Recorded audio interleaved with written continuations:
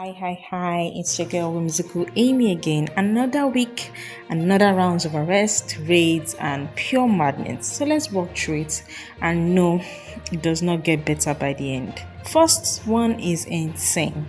A man, his wife, and their two daughters were all arrested for running what NDLEA is calling a family run drug network in Lagos. It started with the parents who were caught with 277 kilograms of skunk.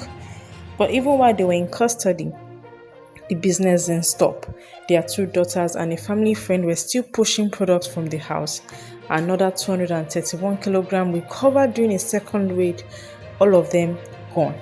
And just when you think that is bad, wait till you hear what the police found a man carrying in Anambra. The man was caught with a fresh human breast. Yes, you heard me right. The police arrested 25-year-old Samuel Eze in Obosi, Anambra, caught with a fresh female breast in a nylon bag. There was no backstory, no excuses, just the part, the man, and the arrest. That same week, that same state, another set of criminals kidnapped a truck driver and stole a 9.5 million naira custard powder truck. The three suspects were caught, and the stolen Toyota Sienna was also recovered nearby. It was just sitting there. Now, speaking of people being trafficked, things were no better over in Oyo State, where 19 Ghanaians were rescued from the human traffickers over there. The police in Ibadan found 19 young Ghanaians locked in a house, 14 men and 5 women. They were lured in with fake job offers, and the building was sealed from the outside. They have now been handed over to immigration, and the investigation is still on. The police say they are close to finding the traffickers. But from one kind of trap to another, this next story from UNN is as dark as it gets. Deborah MMM, 22 years old, was found dead under a hotel bed in Nsukka. The police traced the crime to Emmanuel Gambo, a 200-level engineering student at UNN. He said they argued over 15,000 naira after sex, where she demanded more.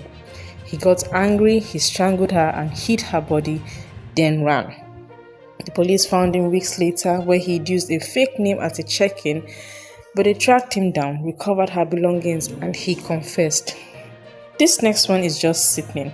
A man named David Abiodun has pleaded guilty in court for kidnapping a 17-year-old University of Ibadan student, Divine Ayeni.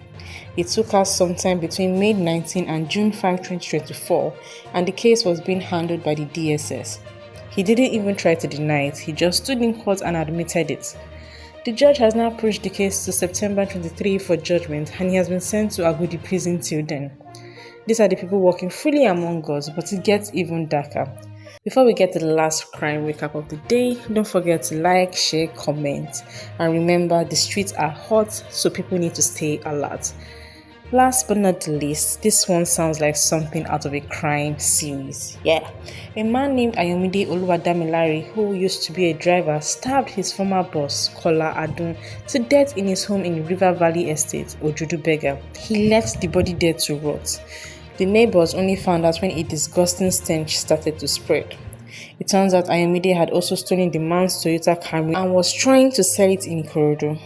The car dealer he approached got suspicious and tipped off the police, and that is how they caught him.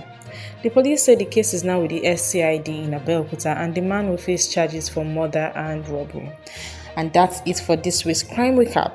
Another week, another mess. If you think the world has gone mad, yeah, you are not wrong. But don't worry, I'm here to keep you in the loop, because the crime never stops, and neither do we here on Eagle Online.